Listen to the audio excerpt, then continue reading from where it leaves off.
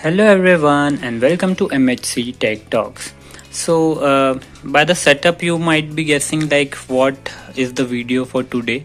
So guys, there is an announcement which I want to make. So from today onwards I'll be having a new series in my channel. So every Sunday we will have one new video which would be called as Tech Bytes. So today is the first episode of Tech Bytes, and in today's video I'll be telling you everything about Android routing, like what is it and what are its advantages as well as disadvantages. Let me talk about the series which we have launched right now. So the Tech Bytes will be purely tech series wherein we'll pick up any of the technology and I'll try to explain you in simple words. So let's see how we make videos for the same. So let's start for the today's video.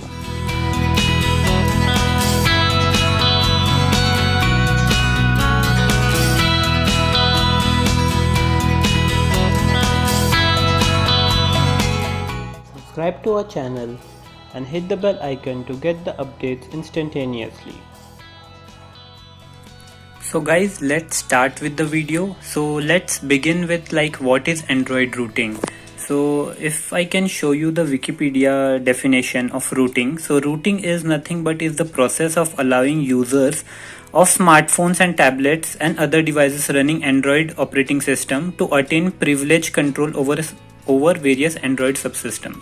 So basically, to simplify this, what they have mentioned in the Wikipedia definition, I'd like to give you an example analogous to Windows. So in Windows we have the admin rights. So similarly in Android operating system we get the extra privileges called as super user privileges, and to get the super user privileges you'll have to root your device. So routing is nothing but getting those extra privileges which is similar to admin rights in Windows. So guys, as I told you that routing provides the user with extra privileges of modifying the software. So if I have to explain you in simple language, so we can consider Android as a tree and there are roots of every tree. So the Android operating system has certain features and software files. So once the user roots the phone, it gets the access to all these files and folders, wherein the users can use how efficiently their ROMs are working in the phone. They can adjust or clock the speed of your processors. They can modify apps or the behavior of the apps. They can customize every look and feel of the operating system using this. So these are the four major aspects which users can do with the help of root access. Now you guys must be wondering that the routing is for Android, so what about iOS? So in iOS also we have similar concept which is called as jailbreak, but we'll discuss about it in a separate video maybe. So as of now we are just sticking to Android, and the process of routing is applicable to Android. Also I would like to give you a warning warning before this video, because frankly speaking many of the manufacturers don't want their devices to be rooted, and if at all you root it, then the warranty would be void for that device. So this is what is the major concern after rooting your device. So it is advised for everyone that you should not root your new phone. You should only root your phone once you are confident enough and you have confidence that you will be able to root your device. So that's the purpose I have kept some of my old phones here. You might be wondering why I have kept this. So these are my old phones which I used to use 5 to 6 years back. So now these phones have become quite old and the performance is not that good. This one is a Moto phone and this one is a Carbon phone. So the best thing to root is about these old devices. I would recommend you all that you root the older devices only, not rooting the new devices. Now let's talk about like how this process is done and what are its advantages and disadvantages. Well, rooting the Android phone, there are multiple ways. One way is with the help of computer, but nowadays with the advancement you have a lot of other apps which are available in Play Store itself, You just need to install that app and give the root privilege access to that app, and the app will root your device itself. So in this specific video, I'm not going to cover like how we have to root your phone, but we'll just talk everything which is related to rooting Android, its advantages and disadvantages. So guys, as we all know now, as we all are familiar, at least if someone is new to this concept, so he might have got the basic idea behind rooting. So just to explain the process, I'll try to draw explanatory diagram for you all. So let us assume that this is the phone, and this is the root folder wherein all your OS files are present. Like in Windows, we have the C drive where all our programs are present. So by rooting, the user gets access to these files, and these files have all the operating system related files, like how should be the look and feel, how should be the bootloader, how much internal storage you should be using, how should be the RAM management, how should be the battery management, and all those stuff are written inside this in code files. So the developers, if they are smart enough, they can just tweak few of the characteristics of the files, or maybe they can just enhance few of the properties of the phone and try to optimize the code. So that is what is done by rooting. There are other concepts as well which we will see in advantages and disadvantages. So now let's move to the disadvantages first. So I'd like to tell you like what are all the key disadvantages of the phone, rooting the phone.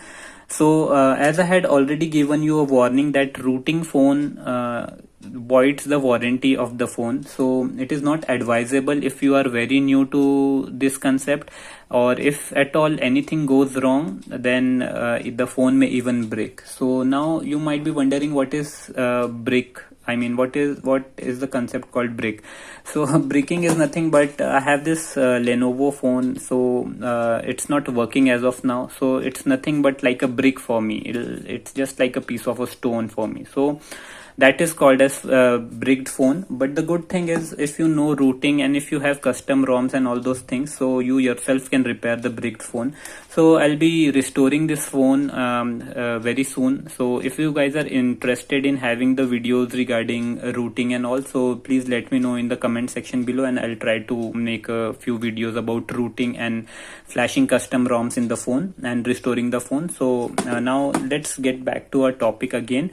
So the disadvantage is, if the rooting is not done properly, so your phone can even stop working. It would be just like a brick or a piece of a stone.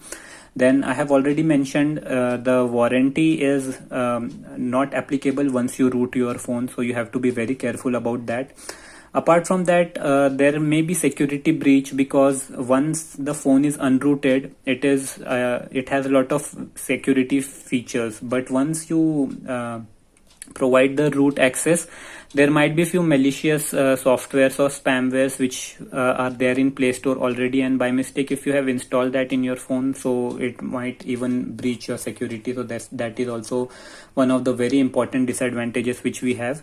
And finally, if you root your phone and if by mistake you have modified any system files, or if you are good at customization and if you have installed some custom ROMs, still there may be some unexpected behavior, because anyway this custom ROMs are created by developers and there might be any chances of bugs and all. So this brings me to a topic, like if you are interested about various custom ROMs and flashing and all those things, so I'll recommend you all to visit xdadevelopers.com. So I'll provide the link in the description as well. So this site has a lot of articles about rooting, then a lot of custom ROMs. I mean, this is the most active page or the most active development community wherein you get various ROMs for your various Android phones. So these were all the disadvantages which I wanted to discuss about rooting. Now let's discuss the advantages of the rooting process. So the first one is the improvement in performance. So I'll tell you like how we improve the performance by rooting.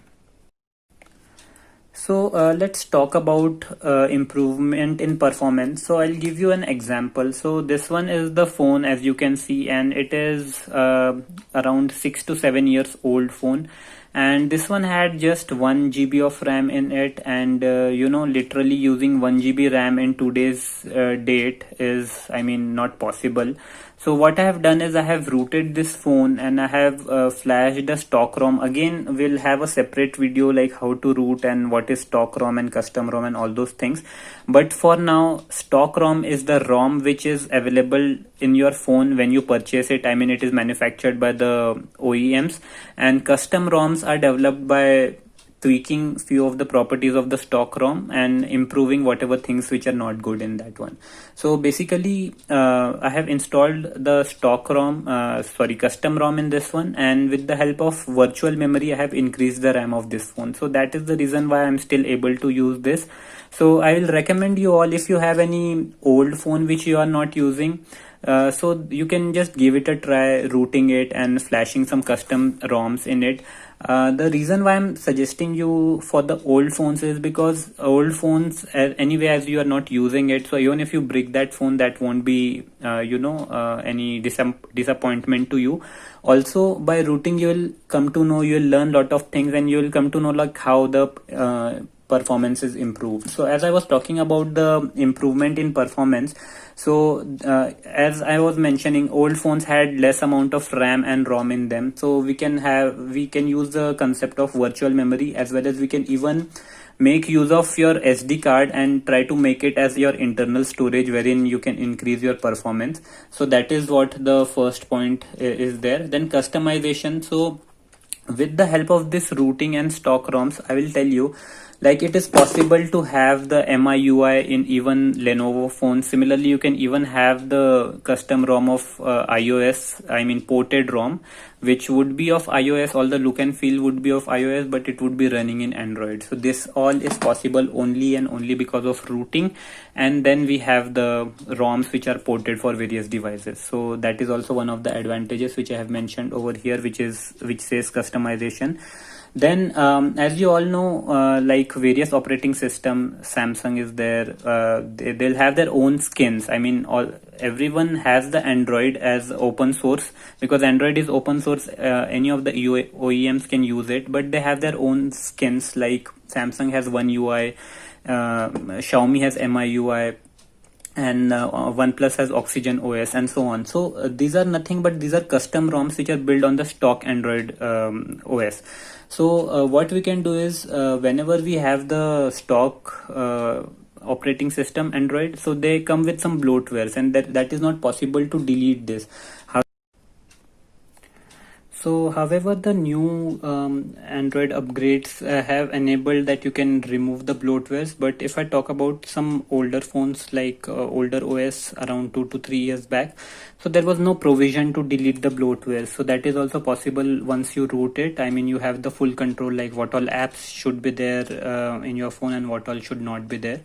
And rooting is the basic technique by which you can install custom ROMs, as I have already told you. So in short, if I have to explain you what is custom ROM, so the developers would pick up the stock ROM. So they will analyze all the files of the stock ROM, and whatever they need to modify. For example, if I boot this phone, I should get M in the logo, so I can just modify the bootloader. For example, this is the Lenovo phone, so when I turn it on, so I get the logo of Lenovo. So I get the logo when I turn the Lenovo phone on. I get the logo saying Lenovo. So by custom ROM, I can just tweak the bootloader files, and I can put my icon, and that would be shown when you turn on your phone. So similarly, there are various customization options available also. Like, there would be few good things about a particular skin. I mean, let's say a few things are good in MIUI, so I can port that thing and copy in the source code of Lenovo operating system, and then just try to modify those things. So again, there are few risks involved in this one, but if you know how to do the things, you'll be able to do it flawlessly. And all the enthusiasts who work on like applications and all, they definitely have their phone rooted. So guys, this was the first episode of Tech Bytes. So if you haven't subscribed to our channel yet, I will suggest you all that you please subscribe to our channel. Also, please hit like on this video because it motivates me to create such kind of video. So thanks for watching. This was the first episode of Tech Bytes, where we tried to cover like what is routing, what are its advantages, disadvantages. So if you guys want me that I should make more videos about routing, how it is done, all the process and all, like few of the custom ROMs for few of the phones, then please comment down below. I'll try to make few videos. Anyways, I'm going to flash and root the Lenovo phone. So let me know in the comment section below if you have any other requirements. So that is pretty much guys for today's video. Thanks for watching, and I will see you guys in next one.